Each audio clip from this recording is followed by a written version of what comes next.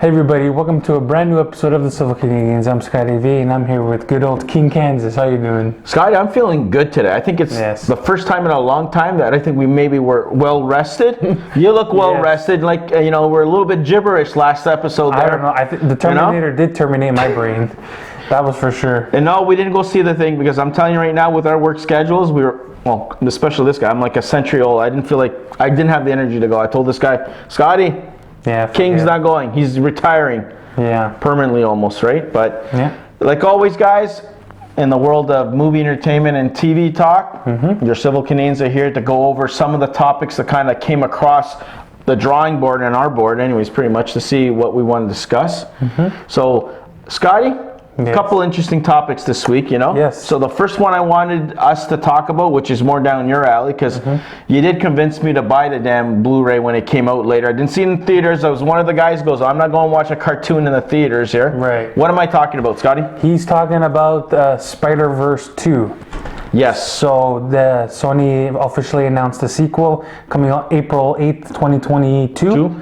So there's your confirmation. So what's your thoughts on that, Scotty? Because I did watch it. I'm going to tell you right now. Because at first I'm like, no, I like it. I don't love it like all you guys. Some people are claiming that it's the best produced, any released Spider-Man movie. And I'm like, okay, it's not the best produced made Spider-Man movie. Because people trip that it's the best one. And then, Sam Raimi's Spider-Man 2 is the next one right after that. I'm like, no, you can't compare cartoons and whatever, man. The only reason why it worked because it was something different, and you get different versions of this character. Yeah, the technology, the way they did the animation was state of the art and stuff. I seen how the ending is, so we can get a sequel out of it. So, do you think it's going to be as good as the first one? What do you think? Are you more excited for it? I don't know. For me, I'm like, cool, but am I going to go run to go see it again? It's like I told you months and months ago. When I only, if it's Spider-Man, I'm gonna go see it no matter what. Oh, okay. Right? I was on the edge of seeing Spider-Verse, but when I went to go see Spider-Verse, I loved it. It was really great. I really liked what they did with Miles Morales and our Peter Parker and our universe, whatever. And the story worked. It made sense. Okay. Right? And then that post-credit scene is obviously gonna lead to another sequel, which we're gonna get more characters, more Spider people that we didn't see in the first one. And apparently there's a rumor that Tom Holland's Spider-Man is going to show up in this one.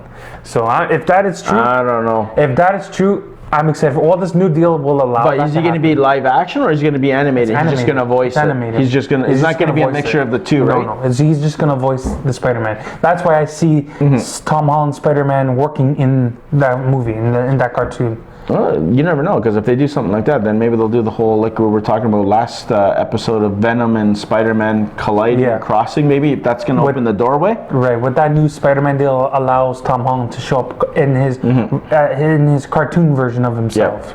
Right, so I think it's great, the sequel. I can't wait to see it. It's about 4 years away, something like that. So, see, Scotty, for me, like I said, my Spider-Man is always going to be Peter Parker. I didn't grow up with Miles Morales. That's probably more than why I didn't get my butt in the theater. I know it's Spider-Man, but it's not my Spider-Man that I grew up with. Miles Morales to me is like... Yeah, my Spider-Man is Peter Parker, but I really liked Miles Morales. I never followed him and stuff. They're pushing the Miles Morales character more, even in the Spider-Man PS4 game. When Spider-Man eventually dies in that game, you're going to play as Miles Morales. Really? So it's going to be a continuation as him, so he's going to be the new Spider-Man moving forward. Yeah, because in that game, they're building up. In this game, he got bitten by the spider. Now Peter Parker is showing him how to the ropes, Spider-Man. Basically, how to become. How to swing, how to fight, stuff like that. Kind of like what we've seen in Spider-Verse, but...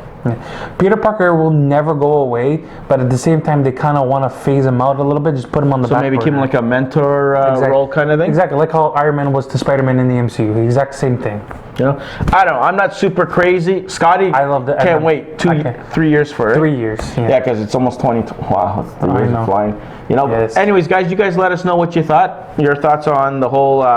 Into the Spider-Verse 2 or whatever they're going to be calling it. Pretty much that's what's going to be called, but part 2, right? Whatever. In 2022. 2022. So it's kind of catchy, right? Yeah, for sure. So anyways, just let us know in the comment section, guys. So now the second topic, Scotty, is Antman 3. Apparently it's been officially greenlit by Mr. Feige and whatever the hell the guys at the studios there. Now the whole thing, Scotty, is there's been speculations or talks who may or who may not appear in it. You know, from people like the Fantastic Four, maybe it'll be a perfect introduction, or maybe the Young Avengers, the New Avengers thing. What do you think, Scotty? What are your thoughts? When is that supposed to come out? 2020? 2021, I think they said they were going to film next summer for the following. So I think 2022. I think 2022. Yeah, let's just say that. That would be. It makes more sense for Fantastic Four because you can have Antman come out in July and have the Fantastic Four show up in November, right? Because they're going to do 3 to 4 movies a year. Makes sense to introduce Fantastic Four into the and the new baddie as well, Scott. Because how was it for the original? When did we see Thanos in the original? It wasn't until the Avengers that we see the first Avengers movie. So that was about 3 or 4 movies in, right? And that'll probably be about the same amount of movies into the, I guess, the second chapter of the Marvel, whatever you want to call it. Big bad villain, you know? Or whatever. I see it as a possibility. I think that deleted scene in Ant-Man and the Wasp would be the city where the Fantastic Four team went to go investigate or whatever. Could have been. They could have been stuck there and then they could come back. I don't know. That's what. So you think it's going to be more of a post-credit thing that you kind of like in the post-credit we're going to be introduced to a bunch of astronauts going into space and something happens to them, so you kind of like I think that's more practical, right? Yeah, it makes more sense to do post-credit scene instead of introducing them into the movie because you would need to have their own movie to build up to fully explain who they are, what they do, and stuff like that, right? That makes sense. Like the Scarlet Witch and Vision. Quicksilver, sorry. That in Captain America Winter Soldier, you saw them at the end. That's right, with their little whatever they're doing. And then Age of Ultron, you got their backstory and whatever. So I think they should do that. That's a good. I think it's for me and Scotty. We both believe it's more going to be a Fantastic Four than the Avengers. I think it might be too early to introduce a whole bunch of Avengers when we don't even know or got introduced to the new characters that are coming along, right? So I don't know, guys. As always, comment in the comment section below. Give us your thoughts. What do you think the plot's going to be? Is the Fantastic Four or the New Avengers are going to show up in a post-credit scene? Who knows? Who knows? Okay, Scotty. Now we're going to go to Disney Plus. You know, it's only how many more days? 4 days? 5 days? It's Saturday now, so Sunday, Monday, 3 days. 3 days. You know, and what we wanted to talk about, guys. Apparently, Anthony Mackie was posting some pictures that they're starting the production. And Sebastian Stan, they took over their Marvel Instagram. Yeah, they had their chairs or whatever they had with their names there and stuff. So they're on their way, so they're filming, you know. So I wanted to ask you, Scotty, what are your thoughts on which one are you going to be more excited about, Winter Soldier and Falcon? And I know that apparently in Wanda Vision, Vision's going to come back in a white suit rather than his, the way he died. What's going on with that? The way he died in Infinity War is the way he's coming back. Okay. So it's silver, white, whatever. So you get reincarnated if that's the case? I think Shuri backed up his memory. And on a backup file, they can upload it to another body. That'd be cool. I like that idea. That's what I think. So what do you think is going to be the better series? Falcon and Winter... which one are you excited? Let's just say that, because you don't know until you see it. I'm excited more for Falcon and Winter Soldier. I think so too. They're more, I guess, relatable. Like, we know more about them than the other two. And if you think about it, Falcon and the Winter Soldier is kind of like Captain America 4. Because you're going to find who's going to be their Captain America. Even though... Oh, wow, yeah, sure. Even Steve Rogers gave Sam the shield, but maybe Sam doesn't want it.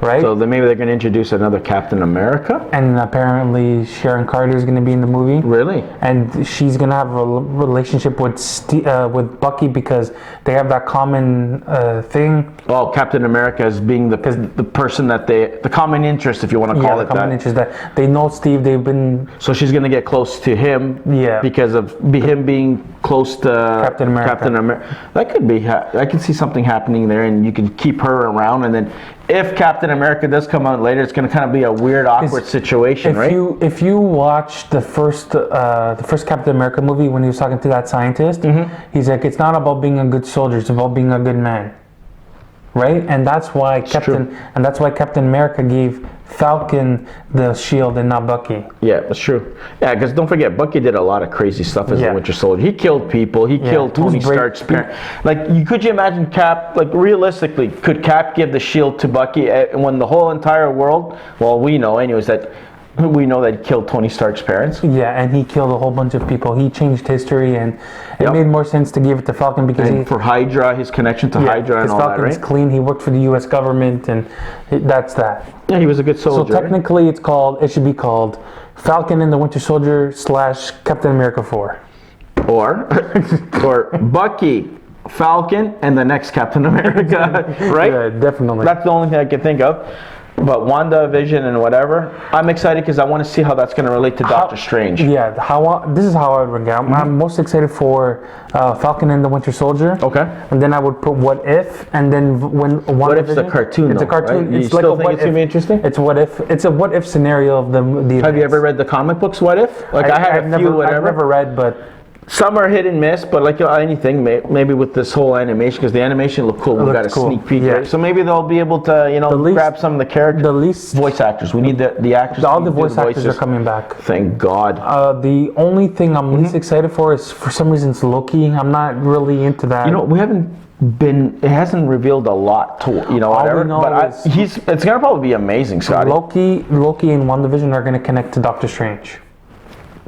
So, and Kevin Feige said himself, you need to watch this TV shows to understand what's going on in the movies. Yeah, because now that we have Loki running around in the whole MCU, even if it's TV, he's gonna mess a few things up or pop up in different things. Maybe we'll be able to see Captain America down the road, or certain characters that passed away, or maybe we can see Captain America with his decapitated head like we were supposed to get. I don't think they're going to show it on Disney Plus, man. It's a family, whatever.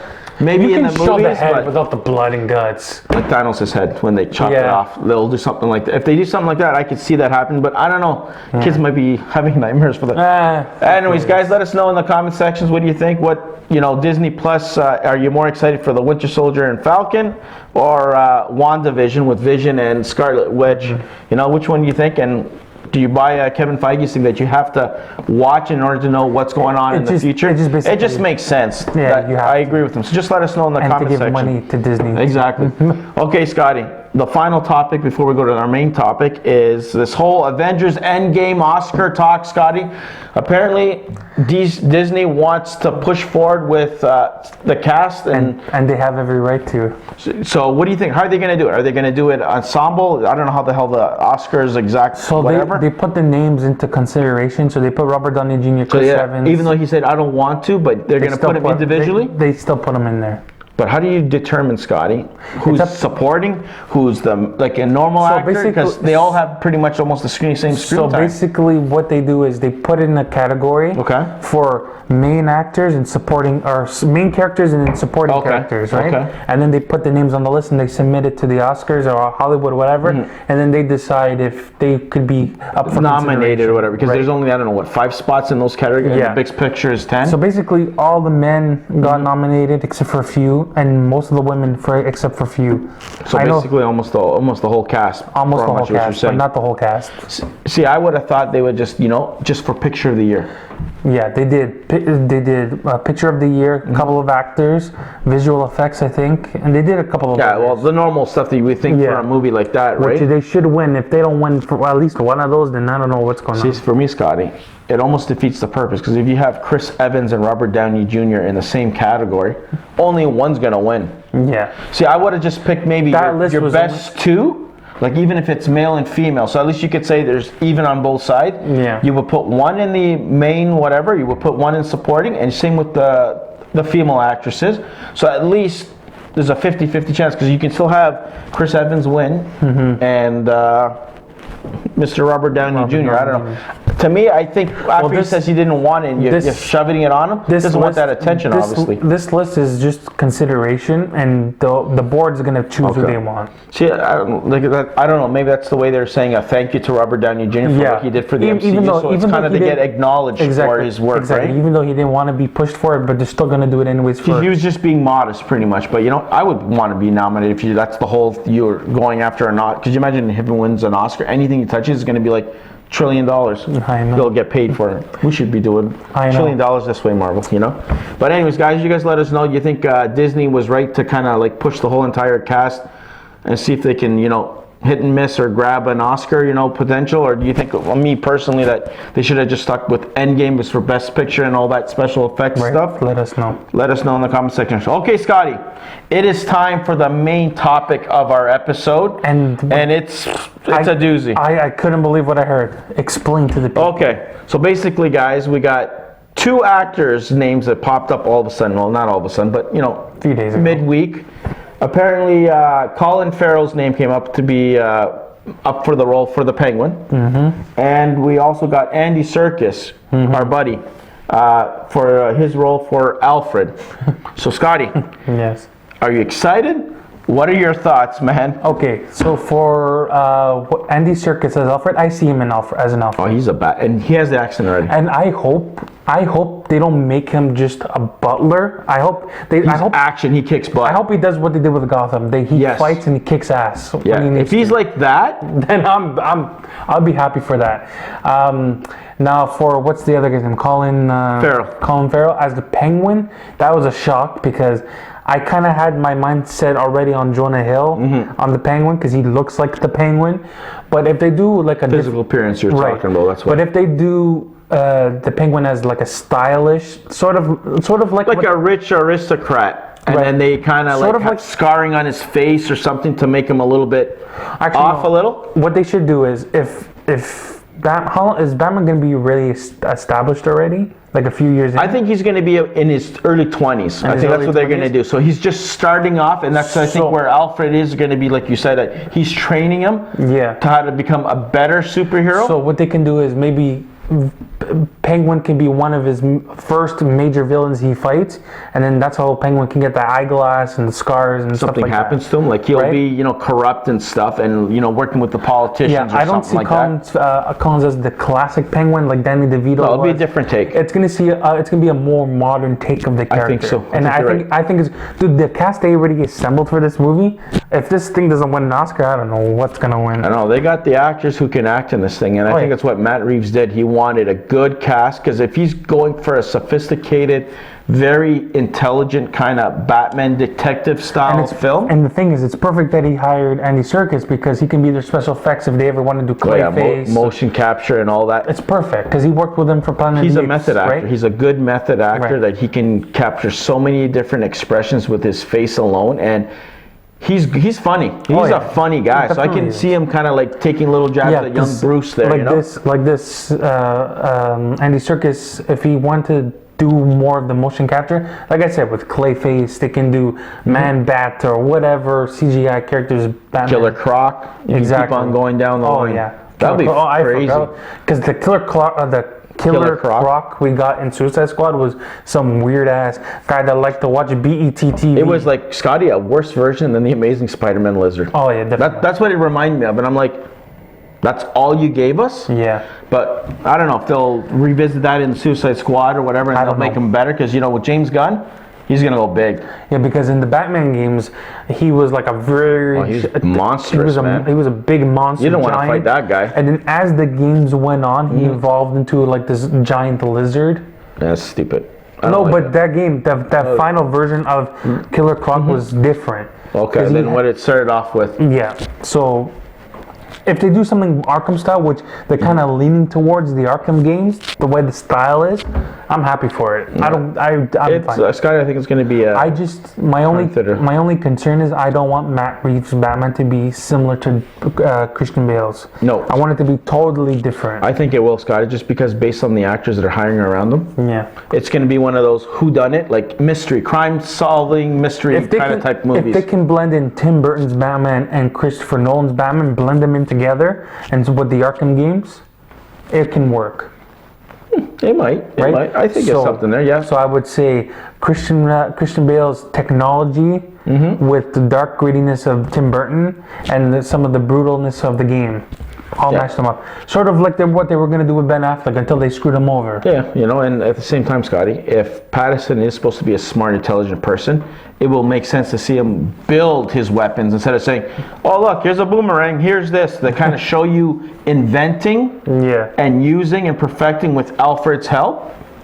I think it might work. So anyways, guys, that's our main topic for this week. There's so many things that we can speculate, Scotty. Like the villains possibly moving forward. Like us wanting, you wanted maybe the Scarecrow. Yep. Victor Freeze maybe being introduced as a normal person, and then maybe from, you know, something happens to him, along with the Poison Ivy's character, and moving forward. Yeah, they slowly evolve to the characters, like how they did with Gotham. Exactly, guys. So anyways, you guys let us know in the comment section below.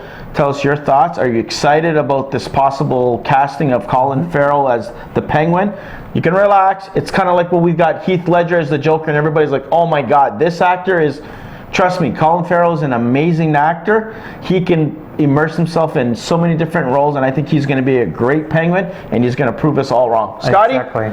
All right. Let's get out of here, man. All right. If you guys like this episode of the Civil Canadians, hit a like, share, subscribe, and do check out our other videos we've done in the past, our trailer reactions and unboxing videos. And of course, our clip outs, guys, every Tuesday of our main topics. Check those out too, but support the main episode first, and then that. And of course, like Scotty says, check our things for new content coming your way, right? Yes, sir. Okay, Scotty, let's get the hell out of here and enjoy our weekend. Be good.